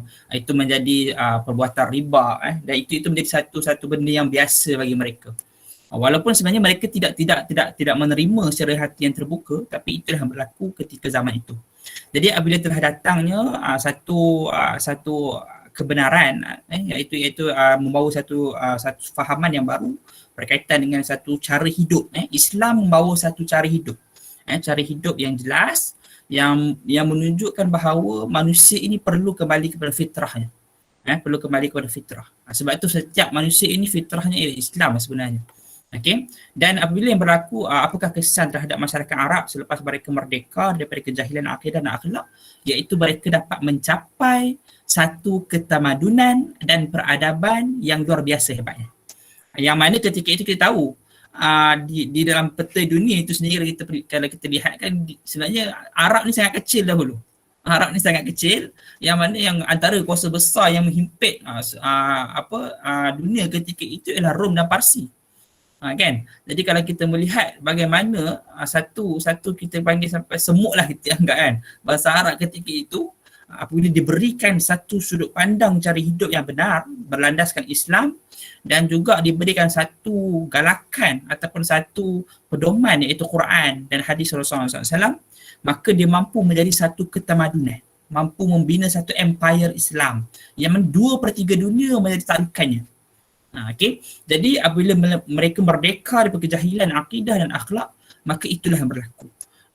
Orang Arab makin cakna dengan ilmu, orang Islam makin mencari ilmu, makin membina ketamadunan, sehingga satu tahap kita membina satu empire yang sangat besar yang akhirnya menjatuhkan Rom dan Parsi. Okay, jadi saya rasa cukup sekali itu untuk menjawab soalan saudari Izzah, insyaAllah. Jadi terima kasih saudara Fatih atas penjelasan sebentar tadi, insyaAllah. Jadi untuk soalan seterusnya, soalan daripada saudari Nur Nabila Ain Muhammad Nur. Assalamualaikum, maaf saya nak bertanya, bagaimanakah cara untuk anak muda menyumbang dan berbakti kepada negara dalam pelbagai aspek seperti ekonomi, politik atau sosial? Soalan ni soalan kebat ni. Kalau dalam sejarah soalan atas 2 ni saya rasa berjumlah 6 markah. Jadi siapa yang nak ambil 6 markah ni, insyaAllah? Saya rasa saudara saya rasa soalan ni sesuai untuk saudara Umar Masyakirin. Boleh ke saudara Umar? Macam tahu saya nak jawab. Aduh, saya tahu daripada hati tu. Dia dah ada firasat tu. Firasat moderator tu dah ada. Ada baca. Ada. Okay. Bismillahirrahmanirrahim. Assalamualaikum warahmatullahi wabarakatuh. Terima kasih kepada saudari Nur Nabila Ain Muhammad Nur. Soalan yang sangat bagus bagi pendapat saya, sebab dia lebih kepada practicality. Dia baik juga pada soalan moderator tadi, macam mana kita nak membumikan apa yang kita dah dapat. So waktu awal tadi saudara Fatih dah berikan secara ideologi apa yang patut dibuat, dan ini lebih kepada practicality lah, apa yang patut kita buat. Dia dalam mahasiswa ni dia ada macam biasalah, dalam apa-apa sumbangan pun dia ada short term dan juga dia ada long term punya contribution lah. Dan dari segi kalau kita sebut long term, dia sangat-sangatlah boleh kata orang sedia maklum. Mahasiswa ni dia sebenarnya dia mencerminkan masa depan negara. Macam mana ilmu yang mahasiswa ada tu, dia akan menjadikan bagaimana negara akan datang tu terjadi. Dia sentuh kerana ekonomi, politik dan sosial.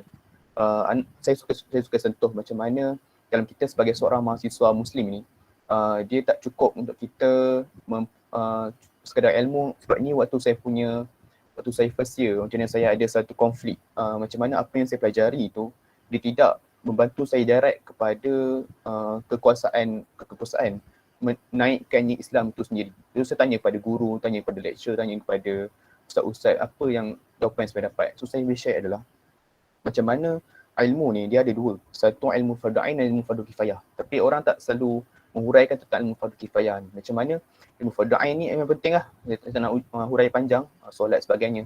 Tapi ilmu fardu kifayah ni yang long term punya contribution oleh mahasiswa ni, dia berkenaan tentang apa yang kita belajar ni macam tadi Saudara Fatih dah menceritakan tentang kebangkitan Islam Macam mana 2/3 Islam dah conquer, dah dapat tawan.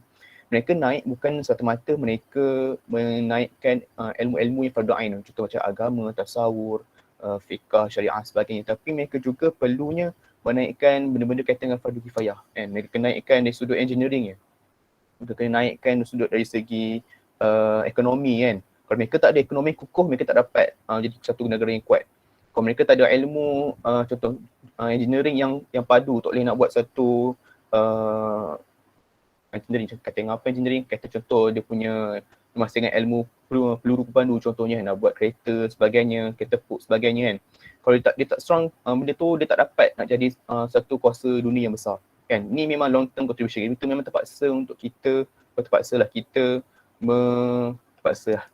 untuk menjadikan diri kita ni menjiwai apa yang kita belajar ni supaya pada masa akan datang, contoh orang tu dia mempunyai degree dalam perekonomian, orang tu dia degree dalam engineering, orang tu dia degree dalam political science contohnya Dan mereka mendalami apa yang mereka belajar tu pada masa akan datang, dia akan membantu insya-Allah. Dari segi short term ni dia agak direct sebenarnya. Ekonomi, politik dan sosial. Ekonomi ni lebih kepada macam mana kita nak bantu ekonomi ni, kita naikkan GDP kita lah. Kita pasal ekonomi Dan kita banyakkan kita punya import, kita banyakkan kita punya export, kena banyak beli kita punya barang-barang, kita banyak beli barang-barang Malaysia, money kita beli barang-barang daripada luar negara. Terus politik pula dia sebut tadi adalah kita daftar mengundi supaya kita ada rasa untuk bangunkan negara. Sosial tu tadi poin tentang macam kita nak naikkan punya jati diri Allah Alam, terpanjang pula. Masya-Allah. Terima kasih Saudara Umar. Harapnya menjawablah saudara Nur Nabila punya soalan tadi insya-Allah. Jadi saya kiranya solusi-solusi yang diberi oleh saudara Umar Syakiri ini sangat praktikal lah untuk dilaksanakan oleh anak-anak muda. Jadi saya nak sebelum kita nak pergi ke pusingan terakhir iaitu pusingan rumusan, jadi para panel akan diberi masa 2 minit. 2 minit sahaja untuk memberi rumusan sebelum kita akhiri majlis kita pada malam ni. Saya nak jawablah sikit soalan pemimpin bersaudara ni boleh, ni first time bila saya buat program orang tanya kat moderator, masya-Allah. Jadi saya nak jawab simple saja soalan ni nak bagi kesedaran macam mana nak bebaskan anak muda tu daripada keterikatan, termasuklah keterikatan daripada agama Islam tu. Jadi bagi saya jawapan saya simple saja jawapan saya simple saja. Bila mana nak bebaskan tu, dia kalau kita jawab soalan sejarah ni, dia akan kalau diberi soalan ni kepada budak-budak SPM, confirm mereka akan jawab buat kempen cinta Islam, kempen sayangi agama macam tu Jadi jawapan-jawapan ni sangat common. Kalau bagi pada saya nak bagi kesedaran kepada anak muda Islam ni, bawa mereka pergi tempat-tempat bersejarah.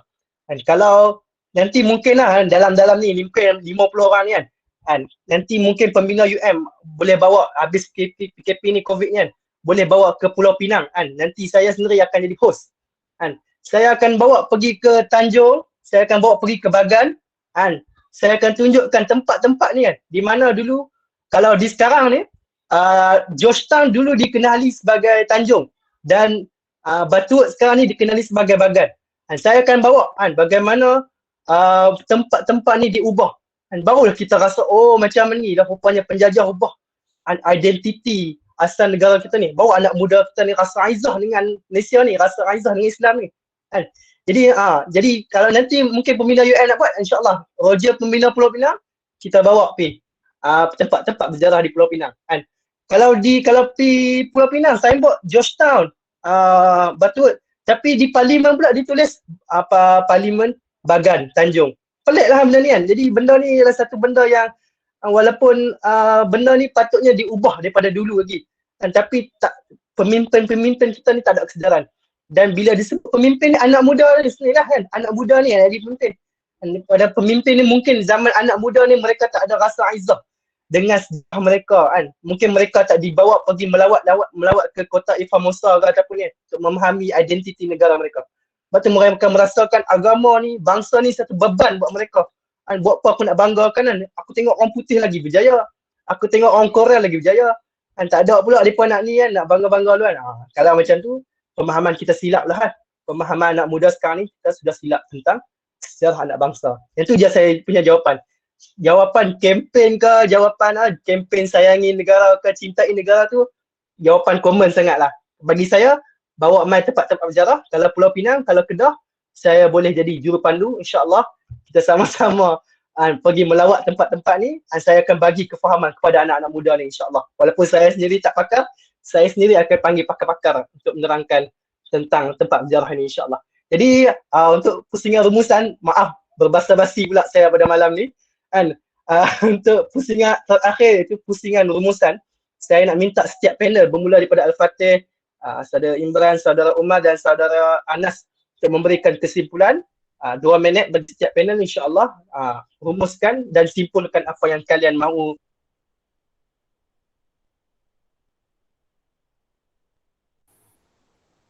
Okey, baik. Bismillahirrahmanirrahim. Nampaknya moderator betul sekat dah tu.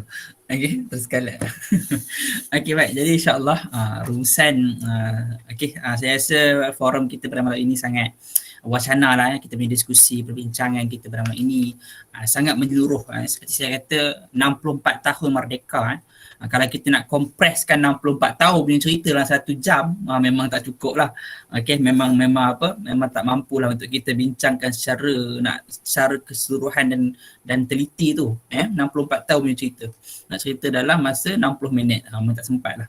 Okay, jadi tapi apa-apa pun yang kita boleh dapat, apa-apa yang kita boleh ambil pada malam ini, saya kira satu satu penunjuk arah, satu aras tanda yang menjadikan kita semua ni mahasiswi yang menyedari dan kita ada keinginan untuk menuju kepada kebenaran. Itu yang paling penting sekali. Apabila kita berada kita ada dalam diri kita ni satu keinginan ataupun kesedaran untuk kita mendapatkan kebenaran. Okay. Jadi kepada mahasiswa-mahasiswi yang sedang berada dalam ni ataupun yang di luar sana ataupun yang mungkin akan lihat rakaman ini nanti, saya pesan siap-siap. Okay. Kita sedarlah diri kita di manakah tahap kita pada hari ini dan bagaimana kita untuk mencapai ataupun untuk meningkatkan diri kita pada masa akan datang. Okay, dan saya ucapkan juga, ambil kesempatan ni mengucapkan jutaan terima kasih kepada panel-panel dan saudara moderator yang sudi hadir di atas jemputan Pembina Universiti Malaya, dan tidak lupa juga saya ucapkan terima kasih kepada semua AJK Pembina Universiti Malaya dan peserta-peserta yang sudi hadir pada malam ini insyaAllah. Jadi sementara moderator terkeluar, maka saya lah menggantikan jadi moderator. Okay. So jadi insyaAllah saya serahkan kepada saudara Imran Hakimi insyaAllah. Baiklah, terima kasih saudara Fatih. Okey, bismillahirrahmanirrahim. Okey, banyak kita dah cakap kupasan daripada setiap panel. Okey, mereka pun telah jawab soalan-soalan yang diberikan dengan baik dan segala pengisian tu adalah saya setuju dan saya pasti dan yakin bahawa semua peserta juga setuju dengan pendapat yang diberikan oleh saudara panel semua. Okey, cumanya kan bila kita dah terlampau banyak cakap kan tentang panduan, apa tips, apa punca kan, kita mesti praktikkan, tanamkan diri kita bahawa apa yang aku dengar ni, ini yang aku kena praktikkan. Oh, ini masalah dia. So, apa solution dia? Oh, ini punca dia. Apa yang aku boleh buat untuk selesaikan masalah ni?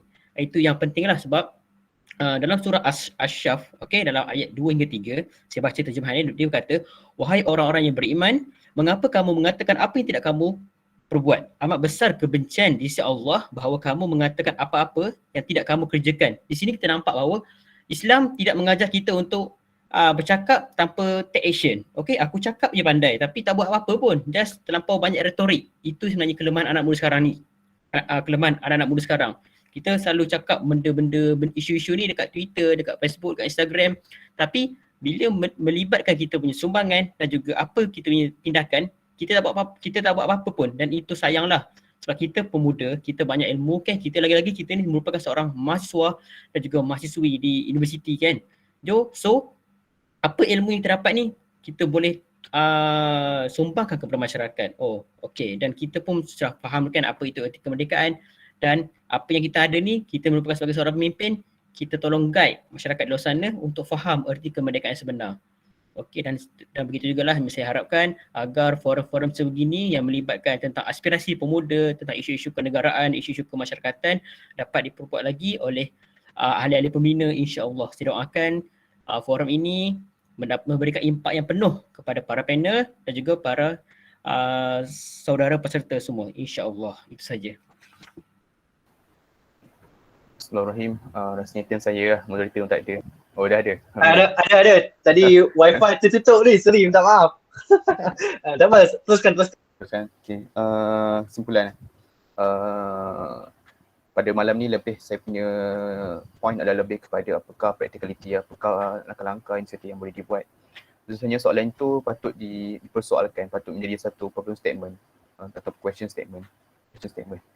Satu tanda tanya. Tapi sebenarnya soalan yang patut lebih tanya adakah bila kita nak buat semua langkah-langkah ni yang telah difikirkan.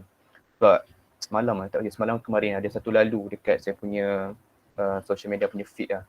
Dia ada 3 jenis orang, ada 4 orang, cerita 3. Ada orang tu dia jenis overthinker. Macam mana dia fikir tapi dia tak apply pun.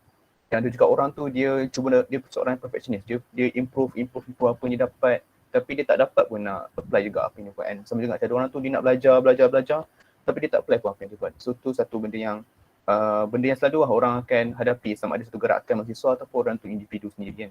So, orang tu yang akan suka planner, dia akan plan, dia akan belajar, tapi dia tak apply pun apa yang dia dah belajarkan lah ataupun apa yang dia dah dapat pada program ni. So wallahualam, saya rasa itu saja. Saya mengharapkan semua hadirin yang datang pada hari ini dapat manfaat daripada apa yang saya cuba sampaikan dan juga oleh panel lain. Wallahualam bisawab.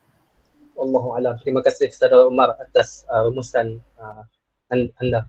Jadi untuk panel terakhir kita, Saudara Anas bin Sarip, insya-Allah rumusan anda.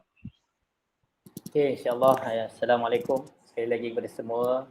Yang pertama sekalian nak berterima kasihlah kepada Saudara Fatih kan, kerana telah menjemput saya kan. Kalau dulu mengambil masa dalam masa 2 jam setengah dari Sabah nak ke UM ni, ke Selangor ataupun ke KL ni kan. Tapi alhamdulillah kita dalam masa tak sampai 1 minit kita dah sampai ke UM hari ni, insya-Allah. Jadi apa yang saya nak rumuskan ataupun simpulkan kan, kita ni macam tadi Saudara Imran ada cakap tindakan dan sebagainya kan. Kita ni jangan jadikan alasan-alasan ataupun kadang-kadang sebab-sebab tertentu buatkan kita ni menghalang diri kita untuk berjuang demi agama, bangsa dan negara kan. Terutamanya untuk ummah lah dan sebagainya kan.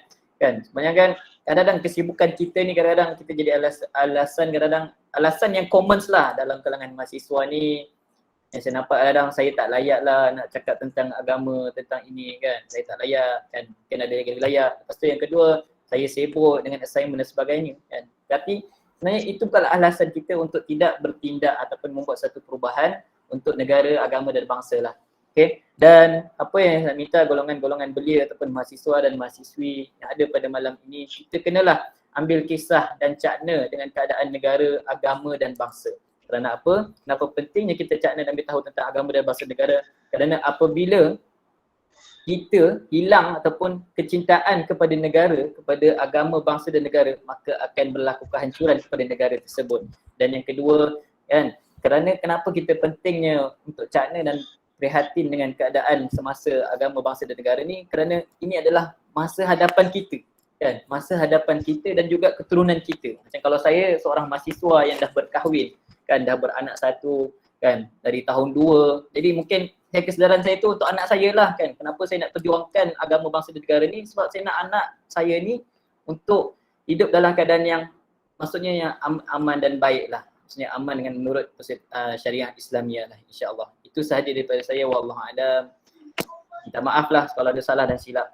Terima kasih. Wallahualam, insya-Allah. Jadi saya ucapkan jazakallahu khairan jazak. Jazakallahu khairan jazak kepada ahli panel kita yang sudi meluangkan masa bersama kita pada malam ini, insya-Allah berkongsi ilmu, insya-Allah.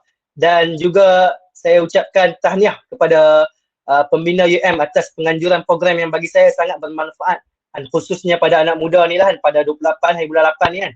3 hari lagi sebelum merdeka ni insya-Allah. Jadi moga-moga dengan ilmu yang dibekalkan pada malam ni insya-Allah dapat melahirkan rasa aizah ataupun bangga dengan kemerdekaan negara kita ini yang sudah 64 tahun. Umum kita ketahui 446 tahun kita dijajah dan baru 64 tahun kita merdeka. Jadi merdekakah kita kan? Merdekakah kita? Mungkin ni boleh buat untuk next forum UKM nak buat forum ke apa kan? Pakailah tajuk merdekakah kita kan. Jadi sebelum saya mengakhiri kita punya program pada malam ini, saya suka untuk saya ingatkan di ruangan komen ada borang evaluasi. Mungkin para peserta boleh tekanlah borang evaluasi. Nak komen penambahbaikan, mungkin moderator ni cakap utara banyak sangat ke, atau panel-panel ni handsome sangat ke, itu boleh dimasukkan dalam borang evaluasi ni insya-Allah. Jadi sebelum saya mengakhiri kita punya program pada malam ini, sementara tu ni saya nak bagi 6 rangkap pantun untuk hadiah saya kepada semua hadirin sekalian pada malam ni. Saya dah karang pantun ni sejam sebelum program tadi insya-Allah untuk program pada malam ni. Jadi dengarlah insya-Allah 6 rangkap je insya-Allah. Jadi tajuk pantun saya ni ialah hidup perjuang, hidup bertujuan. Camar melambai, tenggelamlah suria, tibanya kegelapan diiringi azan. Putihlah tulang, janganlah mata dalam mencari hidup bertujuan.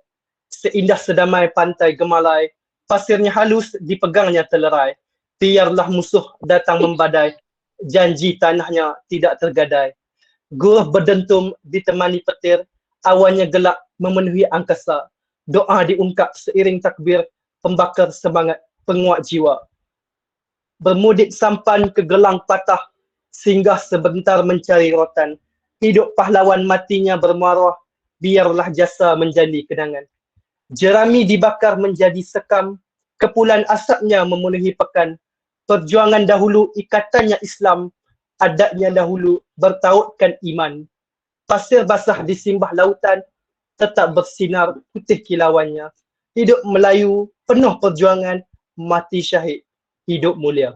Jadi itulah sekadar pantun yang tak seberapa daripada saya insya-Allah. Akhi Fatih ada sesi bergambar ke? Ya ada insya-Allah. Ada. Jadi insya-Allah untuk sesi bergambar mungkin saya serahkan kepada tim teknikal lah. Masya-Allah, Allahu Akbar, hidup Melayu penuh perjuangan. Melayu sepakat, Islam berdaulat insya-Allah. Moderator memantap malam ni.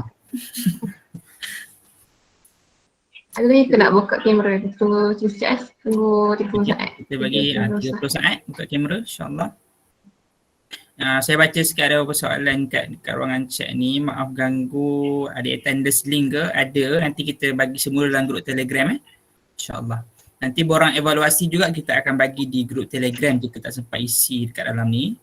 Nanti minta tolong isi rakan-rakan yang dikasih rahmat oleh Allah SWT insya-Allah. Kami dari Pembina UM mengucapkan jutaan terima kasih banyak kepada semua peserta dan juga panel, moderator jemputan bersama-sama dengan kami pada malam ini. InsyaAllah jika masa-masa akan datang ada lagi program-program bersama, bolehlah kita bekerjasama lagi insyaAllah. Mungkin lepas ni boleh buat makan-makan kot program. Allah. Tu lapar tak makan lagi ni. Allah. Okey baik, mungkin okey. Nampaknya yang dia ada kat anak-anak ni 1, 2, 3. Okey, sekali lagi 1, 2, 3. Okay, last ni apa panggil? Freestyle. Freestyle. 1, 2, 3. Okey. Terima kasih. Terima kasih saya ucapkan kepada saudara Fatih atas ni. Jadi insya-Allah saya ucapkan terima kasih kepada saudara Fatih dan pembina UM atas jemputan kepada saya dan pada panel-panel lainnya insya-Allah. Jadi saya mengundur bicaralah insya-Allah. terima kasih. Moga-moga program pada malam ni bermanfaatlah buat semua. Yang baik itu datang daripada Allah Subhanahu Wa Taala, yang buruk kalau kasar bahasa ke apakah, yang tu semua daripada kesilapan saya dan mungkin daripada kesilapan para panel lah, atas kekhilafan manusia itu sendirilah, insya-Allah. Jadi aqulu qawli hadza wa astaghfirullahal azim wa lakum. Jadi kita tutup dengan tasbih kafarah dan suratul Al-Asr. Assalamualaikum warahmatullahi taala wabarakatuh. Ma'assalamah wa ila liqa. Waalaikumsalam warahmatullahi. Okey, terima kasih pembina UM. InsyaAllah. Jumpa lagi. Terima kasih. Jumpa lagi insya-Allah.